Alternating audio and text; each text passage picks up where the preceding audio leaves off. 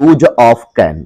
Can का इस्तेमाल कहाँ किया जाता है, एक वीडियो इस पर अपलोड किया जा चुका है, वो पहला पार्ट था।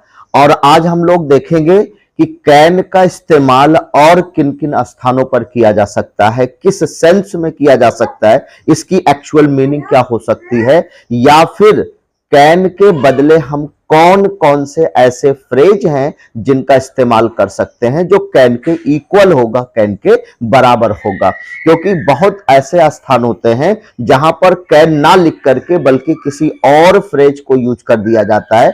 फ्रेज का मतलब है ग्रुप ऑफ वर्ड्स, यानी कि कुछ शब्द, यानी पूरा वो सेंटेंस नहीं होता लेकिन शब्दों का एक समूह होता है जिसमें कुछ शब्द होते हैं, और उन शब्दों को एक साथ जब यूज किया जाता है तो उसकी मीनिंग बदल जाया करती है, लेकिन वहां पर उसकी मीनिंग कैन के इक्वल होती है। हम में से बहुत सारे लोगों को नहीं पता होती, यानी जो सेंस कैन का होता है वही सेंस उस फ्रेज का होगा, वहां पर उस ग्रुप ऑफ वर्ड्स का होगा। तो चलिए आज इसी बात को लेकर के हम लोग आगे चर्चा करेंगे, और जो लोग पहला वीडियो ना देखे हो कैन का पार्ट 1 उसको जरूर देखेंगे, ताकि एक सीक्वेंस से आप सीखते चले, क्योंकि बीच बीच में आप छोड़ते जाएंगे तो उसका बेनिफिट आपको नहीं मिलेगा। कुछ चीजें हो सकता है फिर आपके मन में डाउट ही के रूप में बनी रहे। तो चलिए स्टार्ट करते हैं दोस्तों। कैन का यूज, अब देखते हैं कैन का यूज हाउ के स्थान पर नो हाउ टू के सेंस में किया जाता है।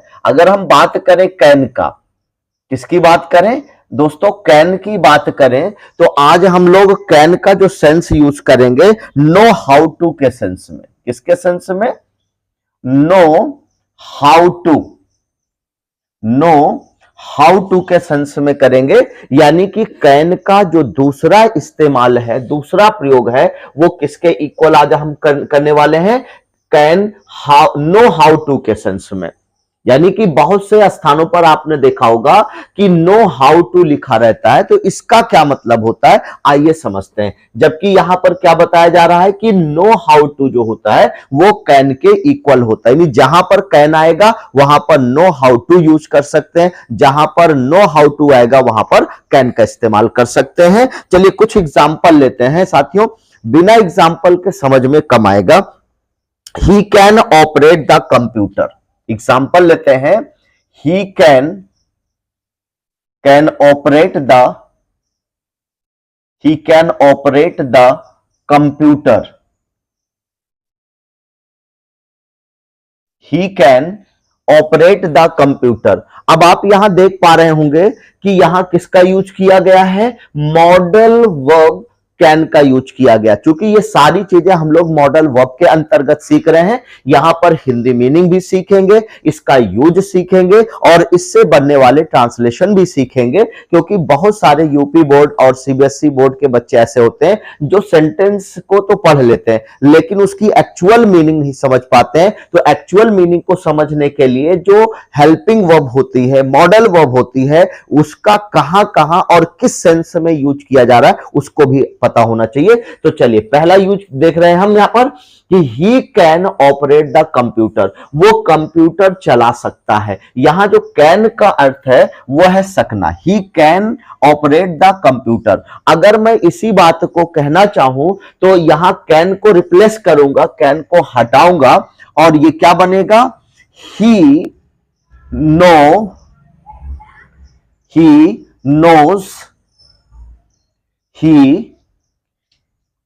knows how to operate the computer.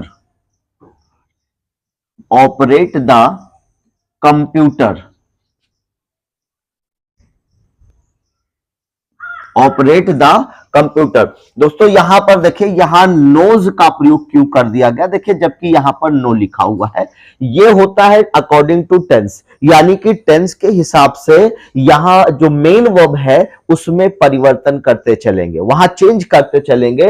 He can operate the computer. हमें यह पता होना चाहिए ये जो कैन लिखा हुआ है ये प्रेजेंट टेंस को शो करता है। किसको? प्रेजेंट टेंस को शो करता है, यानी इसका इस्तेमाल प्रेजेंट टेंस में होगा, प्रेजेंट टाइम में होगा। तो जब हम टेंस प्रेजेंट का यूज कर रहे हैं, टाइम प्रेजेंट का यूज कर रहे हैं, तो प्रेजेंट इंडेफिनिट टेंस में दोस्तों आपने पढ़ा होगा कि जब सब्जेक्ट सिंगुलर होता है तो वर्ब को क्या करते हैं, सिंगुलर बनाते हैं। और वर्ब सिंगुलर बनाने के लिए क्या करना पड़ता है, यस या ईएस लगा देते हैं। सिंटैक्स वाले पार्ट में दोस्तों, यानी कि जो सब्जेक्ट वर्ब एग्रीमेंट वाला पार्ट है, वहां पर मैंने उस वीडियो में अच्छे से क्लियर किया है। जो लोग इस पॉइंट को ना समझ रहे हो उसको भी देख लेंगे, वहां भी क्लियर हो जाएगा। थोड़ा सा समझने के लिए देखिए, जब सब्जेक्ट सिंगुलर होता है, कोई सब्जेक्ट होगा, अगर वो सिंगुलर फॉर्म में है तो उसके साथ जो वर्ब आती है वो किस फॉर्म में आनी चाहिए, सिंगुलर। अब ये वर्ब सिंगुलर तभी बनेगी जब इसके साथ यस या ईएस लगा देंगे। यानी कि किसी भी सब्जेक्ट के साथ जब हम वर्ब यूज करते हैं तो ये चेक करते हैं कि सब्जेक्ट हमारा किस फॉर्म में है, सिंगुलर नंबर फॉर्म में है या प्लूरल नंबर फॉर्म में। अगर सब्जेक्ट सिंगुलर नंबर फॉर्म में होगा तो वर्ब सिंगुलर होगी, यानी वर्ब सिंगुलर तभी बनेगी जब आप उसकी बेस फॉर्म में, फर्स्ट फॉर्म में, वर्ब की फर्स्ट फॉर्म के साथ यस या ईएस लगा देते हैं। यह बात मैंने अच्छे से आपको क्लियर किया है वहां पर। और यह भी बताया गया था वहां कि सब्जेक्ट आपका नाउन या प्रोनाउन होता है, और ये जो वर्ब होती है ये एक्शन को शो करती है। किसको, एक्शन को शो करती है। यानी कि जो सब्जेक्ट होगा, अगर इसे सिंगुलर से प्लूरल बनाना होगा, यानी किसी नाउन को सिंगुलर से प्लूरल बनाना होता है, तब वहां पर यस या ईएस लगाया जाता है। लेकिन जब वर्ब की बात आती है, एक्शन की बात आती है, तो उसकी फर्स्ट फॉर्म में जब यस या ईएस लगाएंगे तो वर्ब क्या बनती है, सिंगुलर बनती है, वर्ब सिंगुलर बनती है। लेकिन किसी नाउन में यस या ईएस लगाएंगे तो नाउन क्या बन जाएगा, प्लूरल बनेगा। यह बात आपको अच्छे से समझना है। तो आई होप कि समझ में आ गया होगा। जैसे कैन लिखा हुआ यहां पर, कैन का मतलब यहां पर क्या है, हाउ, नो हाउ टू। तो he can operate the computer, वो कंप्यूटर चला सकता है। इसी बात को आप ऐसे कह सकते हैं, he knows how to operate the computer. उसे पता है कि कंप्यूटर कैसे चलाया जाता है। He knows how to operate the computer, उसे पता है कि कंप्यूटर कैसे चलाया जाता है। इसका मतलब है कि वो कंप्यूटर चला सकता है, उसे कंप्यूटर चलाने की नॉलेज है। तो यानी कि कैन के स्थान पर हम किसका यूज कर सकते हैं, नो हाउ टू का। किसका इस्तेमाल कर सकते हैं, नो हाउ टू का इस्तेमाल कर सकते हैं। आई होप कि ये पॉइंट आपको अच्छे से समझ में आ गया होगा। चलिए एक दूसरा सेंटेंस लेते हैं। I can guide the students. I can guide, I can guide the students, I can guide the students.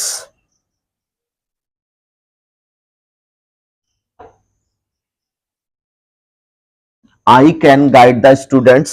दोस्तों यहां पर I can guide the student, ये क्या बताना चाह रहा है कि मैं गाइड कर सकता हूं, मैं मार्गदर्शन कर सकता हूं, किसे, स्टूडेंट्स को। यानी जो स्टूडेंट्स मेरे पास आए हैं या आएंगे, मैं उन्हें क्या कर सकता हूं, गाइड कर सकता हूं, उनका मार्गदर्शन कर सकता। इसका मतलब यह हुआ कि मुझे स्टूडेंट्स को गाइड करना पता है, मुझे पता है कि कैसे स्टूडेंट्स को गाइड किया जाता है या गाइड किया जा सकता है। तो दोस्तों यहां पर जो कैन का इस्तेमाल किया गया है वो किसके इक्वल होगा, नो हाउ टू के इक्वल होगा। यानी कि हम इसे चेंज कर सकते हैं, कैसे, I know, I know, I know how to, किसका इस्तेमाल करेंगे, know how to. I know how to guide,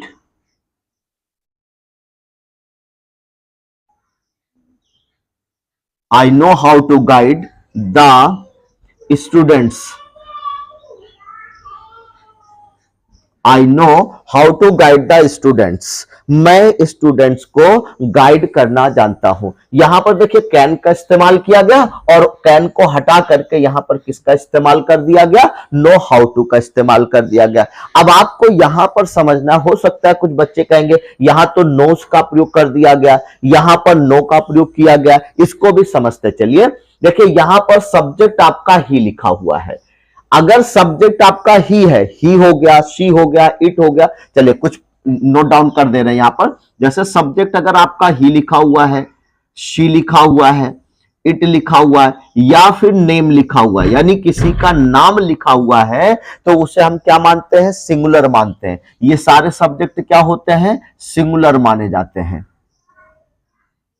इन्हें हम क्या मानते हैं साथियों, सिंगुलर मानते हैं। लेकिन अगर मैं बात करूं किसकी, वी की बात करूं, यू की बात करूं, दे की बात करूं, तो ये क्या माने जाते हैं साथियों, ये प्लूरल माने जाते हैं।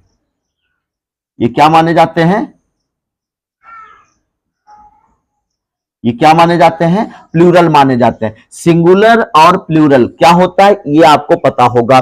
सिंगुलर जैसे मेरे हाथ में एक मोबाइल है तो मैं कह सकता हूं ये सिंगुलर फॉर्म में है। क्या है ये, सिंगुलर फॉर्म में है। मेरे पास एक मार्कर है तो ये क्या है, सिंगुलर फॉर्म में। यानी कोई भी वस्तु, कोई भी चीज जो संख्या में एक होती है, अकेली होती है, इकलौती होती है, उसे सिंगुलर कहा जाता है। लेकिन अगर उसकी संख्या बढ़ा दी जाए, एक से ज्यादा कर दी जाए, मोर देन वन कर दी जाए, तो वो सिंगुलर से क्या माना जाता है, प्लूरल माना जाता है। अगर एक से ज्यादा मार्कर है तो मार्कर्स कहा जाएगा और वो प्लूरल हो जाएगा। एक से ज्यादा मोबाइल होगा तो मोबाइल्स कहा जाएगा, वो प्लूरल माना जाएगा। यानी कोई भी वस्तु जिसकी संख्या एक होती है उसे सिंगुलर, और जिसकी संख्या एक से ज्यादा हो जाए उसे क्या कहते हैं, प्लूरल कहते हैं। तो यहां बात करते हैं कुछ प्रोनाउन की, जिसमें आता है ही, शी, इट या किसी का नाम। अगर ये दिख रहा है तो ये क्या माना जाता है, सिंगुलर माना जाता है। लेकिन अगर उसी के स्थान पर वी लिखा हुआ है, यू लिखा हुआ है या दे लिखा हुआ है तो ये क्या माना जाता है, प्लूरल माना जाता है। या फिर नेम्स आ जाए, क्या आ जाए, नेम्स आ जाए, यानी कई लोगों का नाम अगर एक साथ आता है, एक से ज्यादा लोगों का नाम आता है, तो उसे हम किस में रखेंगे, प्लूरल में रखेंगे। अब बात करते हैं, यहां पर देखिए ही की बात करते हैं और आई की बात करते हैं। तो ही किस में आ रहा है साथियों, ही आ रहा है आपका सिंगुलर नंबर में। तो यानी ही क्या है, सिंगुलर है। तो जब सब्जेक्ट सिंगुलर होता है तो वह भी सिंगुलर होगी। और वर्ब सिंगुलर कब बनती है, जब उसके साथ यस या यस लगाएंगे। मेन वर्ब की फर्स्ट फॉर्म के साथ यस और यस लगाने से क्या बनता है, वर्ब सिंगुलर बन जाती है। तो इसलिए यहां पर सब्जेक्ट आपका क्या लिखा हुआ था, ही, जो कि सिंगुलर था। इसलिए इसे सिंगुलर बनाने के लिए, वर्ब को सिंगुलर बनाने के लिए हमें क्या करना पड़ा, नो को नोस करना पड़ा, यस लगाना पड़ा। ठीक है। लेकिन अगर हम बात करें आई की, तो आई देखे यहां पर आई एक एक्सेप्शनल फॉर्म में पाया जाता है। यानी कि आई के साथ अगर एम लिखा हुआ है या फिर वॉज लिखा हुआ है तो इसे मानते हैं सिंगुलर। क्या मानेंगे, इसे सिंगुलर मानेंगे। यानी कि आई किसके साथ सिंगुलर होता है, एम के साथ या फिर वॉज के साथ सिंगुलर होता है। यानी कि आई के बाद अगर एम लिखना है या आई के बाद वॉज लिखना है या फिर लिखा हुआ है तो वहां पर आई को क्या माना जाएगा, सिंगुलर माना जाएगा। लेकिन अगर आई के साथ ये दोनों वर्ब नहीं है तो इसे क्या माना जाता है, प्लूरल माना जाता है। तो देखिए आई के बाद कैन लिखा हुआ है, आई के बाद ना तो एम आया है ना ही वॉज, आई के बाद ना ही यहां पर एम आया है और ना ही वॉज आया है, क्या लिखा हुआ, कैन। तो इसका मतलब है यहां पर इसको हम क्या मानेंगे, प्लूरल मानेंगे। तो जब प्लूरल होता है तो वर्ब को प्लूरल फॉर्म में लिखना होगा। यानी सब्जेक्ट आपका अगर प्लूरल है तो वर्ब किस में आएगी, प्लूरल फॉर्म में आएगी। और वर्ब की जो फर्स्ट फॉर्म होती है, मैंने कई बार बताया, हर वीडियो में बताता हूं कि जो मेन वर्ब की फर्स्ट फॉर्म होती है, बेस फॉर्म होती है, वो हमेशा प्लूरल फॉर्म में ही होती है। उसे प्लूरल बनाने की जरूरत नहीं पड़ती है। तो इसलिए आई आपका यहां प्लूरल है, तो इसलिए वर्ब क्या है, ये भी प्लूरल है। अदरवाइज अगर ये सिंगुलर होता तब यहां पर नोज कर देते। क्या करते, नोज। जैसे ही के साथ यहां पर क्या लिखा हुआ, नोज लिखा है, लेकिन आई यहां प्लूरल है इसलिए यहां पर नो लिखा जाएगा, नो हाउ टू। यानी कि कैन को यहां से हटा देंगे और क्या लिखेंगे, I know how to guide the students. मुझे पता है कि स्टूडेंट्स को गाइड कैसे किया जा सकता है।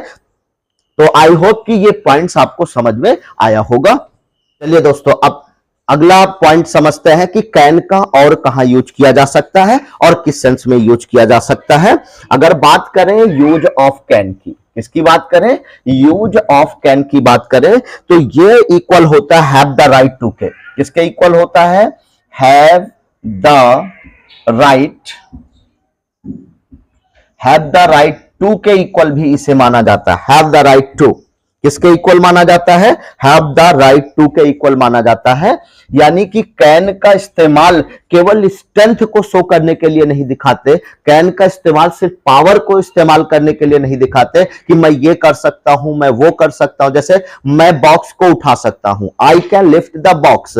मैं ये काम कर सकता हूं, I can do this work. मैं तैर सकता हूं, आई कैन स्विम, मैं पेड़ पर चढ़ सकता हूं, I can climb on the tree. तो यहां पर कैन का इस्तेमाल किस फॉर्म में किया जा रहा है? स्ट्रेंथ को दिखाने के लिए, कैपेबिलिटी को दिखाने के लिए कि मैं इस काम को कर सकता हूं। लेकिन साथियों, कैन का और बहुत सारा यूज होता है, और जगहों पर इसका इस्तेमाल करते हैं। जैसे कि इसके पहले आपने देखा कि कैन का इस्तेमाल किसके सेंस में किया गया था? नो हाउ टू के सेंस में किया गया था। अब अगला यूज हमें पढ़ना है कि कैन किसके इक्वल होता है? हैव द राइट टू, यानी अधिकार बताने के लिए भी कैन का इस्तेमाल किया जाता है। अगर हमें अधिकार बताने, पॉजिटिव सेंस लेंगे तो अधिकार बताने के सेंस में होगा, नेगेटिव सेंस लेंगे तो अधिकार ना बताने के सेंस में किया जाएगा। तो यहां पर अगला यूज है कि कैन किसके बराबर होगा? हैव द राइट टू, यानी कि अधिकार बताने के लिए कि ये मेरा अधिकार है, मेरा राइट है, मैं इस काम को कर सकता हूं।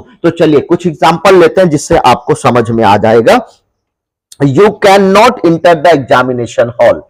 You cannot enter the examination hall. You cannot enter the examination hall. अब बात करते हैं यहां पर किसका इस्तेमाल किया गया है? कैन का इस्तेमाल किया गया है, लेकिन यहां नॉट लगा करके कैन को कैन नॉट बना दिया गया है, यानी सेंटेंस नेगेटिव फॉर्म में है। अगर हम यहां से कैन को हटा दें क्या बनेगा? You can enter the examination hall, यानी आप एग्जामिनेशन हॉल में इंटर कर सकते हैं। अगर बात करें कि यहां पर कैन का जो प्रयोग किया गया है वो किसको शो कर रहा है? हैव द राइट टू, यानी कि एग्जामिनेशन हॉल में वही स्टूडेंट आ सकता है जिसको राइट दिया गया, जिसको अधिकार दिया गया है कि वो इस काम को कर सकता है। भाई सारे लोग तो एग्जामिनेशन हॉल में नहीं जा पाएंगे ना, तो चूंकि जिसको राइट मिलेगा, जिसको अधिकार मिलेगा, उसी को एंट्री होती है। तो यहां पर कैन का इस्तेमाल किसके फॉर्म में किया गया? हैव द राइट टू के फॉर्म में किया गया है, यानी कि इसको आप चेंज कर सकते हैं, यानी कैन को हटाएंगे और इसके स्थान पर क्या यूज कर देंगे? हैव द राइट टू का इस्तेमाल कर देंगे। बहुत सारे लोग कैन का इस्तेमाल नहीं करते हैं, हैव द राइट टू का इस्तेमाल करते हैं स्पोकन में। तो इससे क्या होता है कि थोड़ी सी लैंग्वेज आपकी पॉलिश्ड दिखेगी, अच्छी दिखेगी। तो इसलिए बार बार कैन का रिपीट नहीं करते हैं। बार बार ये एक शब्द रिपीट करने से किसी भी सेंटेंस की जो ब्यूटी होती है वो खत्म हो जाती है। तो इसलिए ब्यूटी को मेंटेन करने के लिए इंग्लिश में बहुत सारे सिमिलर वर्ड्स बनाए गए हैं जिनका हमें इस्तेमाल करना ही चाहिए, ताकि हमारी लैंग्वेज जो है वो पॉलिश्ड दिखे और बेहतर दिखे और अच्छी दिखे। ठीक है, तो चलिए इसको हम अगर चेंज करना चाहें तो क्या होगा? ये यू होगा। अब यहां पर कैन का इस्तेमाल नहीं करेंगे, किसका इस्तेमाल करेंगे? हैव द राइट टू का इस्तेमाल करेंगे। You have the right, you have the right, you have the right to। अब यहां से हम कैन को हटाएंगे, ठीक है, लेकिन सेंटेंस आपका किस फॉर्म में दिया गया है? नेगेटिव फॉर्म में दिया गया। अगर नेगेटिव फॉर्म में दिया गया है तो हमारा ये सेंटेंस भी नेगेटिव फॉर्म में होना चाहिए। तो ये क्या हो जाएगा? You have not the right to. अगर हम इसे पॉजिटिव सेंस में लेंगे, you can enter the examination hall, तो यहां होगा यू हैव द राइट, फिर आगे क्या लिखेंगे? To enter the examination hall, to enter the examination hall, examination hall। लेकिन बच्चों आपको यह देखना है कि अगर हैव को नेगेटिव फॉर्म में यूज करना है तो हैव क्या है? एक मेन वर्ब का भी काम करती है और हेल्पिंग वर्ब का काम करती है। आपने जब कभी भी हेल्पिंग वर्ब के फॉर्म में इसे इस्तेमाल किया होगा तो वहां पर आपने देखा होगा कि हैज के साथ या फिर हैव के साथ, या फिर अगर पास्ट टेंस है तो वहां पर हैड के बाद क्या लगाते हैं? नॉट का इस्तेमाल करते हैं। तो सेंटेंस आपका क्या बन जाता है? नेगेटिव बन जाता है। यानी कि अगर यहां पर हैज लिखा है तो हैज नॉट हो जाएगा, हैव लिखा है तो हैव नॉट हो जाएगा, अगर हैड लिखा है तो क्या हो जाएगा? हैड नॉट हो जाएगा। अब यहां पर ये जो हेल्पिंग वर्ब है हैव, इसको आप चेंज कर सकते हो अकॉर्डिंग टू सब्जेक्ट। यानी सब्जेक्ट आपका अगर सिंगुलर फॉर्म में आएगा तो यहां पर हैज का इस्तेमाल करेंगे। देखिए हर हेल्पिंग वर्ब अलग अलग के साथ आती है। सब्जेक्ट सिमिलर होगा तो हेल्पिंग वर्ब कैसी होगी, सिमिलर होगी, या सब हेल्पिंग वर्ब सिमिलर है तो सब्जेक्ट आपका सिमिलर होगा। लेकिन अगर प्लूरल फॉर्म में आपका सब्जेक्ट है तो वहां पर हेल्पिंग वर्ब हैव आएगी, क्योंकि हैव को क्या माना जाता है, प्लूरल माना जाता है। लेकिन हैड ये पास्ट टेंस में यूज करते हैं, ये दोनों का काम करती है, यानी सिमिलर का भी और प्लूरल का भी। इसलिए सब्जेक्ट चाहे जो भी होगा, चाहे सिमिलर होगा या प्लूरल होगा, उन दोनों के साथ किसका इस्तेमाल करेंगे, हैड का इस्तेमाल करेंगे बच्चों। तो यहां आपको समझना है you have the right to enter the examination की जगह अगर यहां पर क्या होता, यहां पर क्या होता, ही होता, सब्जेक्ट के स्थान पर क्या होता, ही होता, तो यहां पर he has the right to enter the examination होता, क्योंकि ही के साथ क्या आएगा, हैज आएगा। अगर यहां पर शी होता तो शी के साथ क्या होता, हैज होता। She has the right to enter the examination hall, क्योंकि सब्जेक्ट अगर सिमिलर होगा तो वह सिमिलर आएगी, सब्जेक्ट आपका प्लूरल होगा तो वह कैसी आएगी, प्लूरल। तो ये कैन का इस्तेमाल बताया जा रहा है कि किसके इक्वल होता है, हैव द राइट टू के। लेकिन यहां पर हैव एक ऐसी वर्ब है जो बदलेगी, मतलब कि हैव का इस्तेमाल सिमिलर प्लूरल के अकॉर्डिंग चेंज होता रहेगा। सब्जेक्ट सिमिलर होगा तो वर्ब सिमिलर हो जाएगी, सब्जेक्ट प्लूरल होगा तो वर्ब प्लूरल हो जाएगी। और अगर यही चीज पास्ट में जाएगा तो वहां पर किसका इस्तेमाल करेंगे, हैड का इस्तेमाल करेंगे, यानी उसे एग्जामिनेशन हॉल में इंटर करने का, प्रवेश करने का अधिकार था। अगर था, थी, थे की बात की जाए, पास्ट टेंस की बात की जाए, यानी वो टाइम जो बीत चुका है उसकी बात की जाए, तो बच्चों वहां पर किसका इस्तेमाल किया जाएगा, हैड का इस्तेमाल किया जाएगा। और अगर सेंटेंस नेगेटिव फॉर्म में है तो वहां पर किसका इस्तेमाल करेंगे, नॉट का, यानी हैज नॉट हो जाएगा, हैव नॉट हो जाएगा और हैड नॉट हो जाएगा। आई होप कि ये पॉइंट आपका क्लियर हो गया होगा। चलिए एक आध एग्जांपल और लेते हैं जिससे आपका और भी पॉइंट क्लियर हो जाए। We cannot change the program. We cannot change.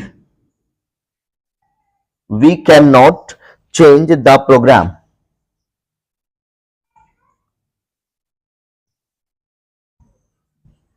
We cannot change the program. हम प्रोग्राम को नहीं चेंज कर सकते। We can not change the program, हम प्रोग्राम को, यानी जो प्रोग्राम ऑर्गेनाइज्ड पहले से हो गया है, जिसकी व्यवस्था बना दी गई, जिसका शेड्यूल तय किया गया है, उसे हम चेंज नहीं कर सकते। We can not change the program. अब दोस्तों यहां पर ये फिर नेगेटिव फॉर्म में है। अगर यहां से नॉट को हम क्या करें, हटा दें, तो कैन के स्थान पर क्या आएगा, हैव द राइट टू का इस्तेमाल किया जाएगा, यानी कि हमारे पास अधिकार नहीं है कि जो प्रोग्राम तय हो चुका है, जो सेट हो चुका है, उसे हम हटा सके। तो इसलिए यहां पर कैन को हम चेंज कर सकते हैं, रिप्लेस कर सकते हैं, किसमें, हैव द राइट टू के फॉर्म में चेंज कर सकते हैं। तो ये क्या हो जाएगा,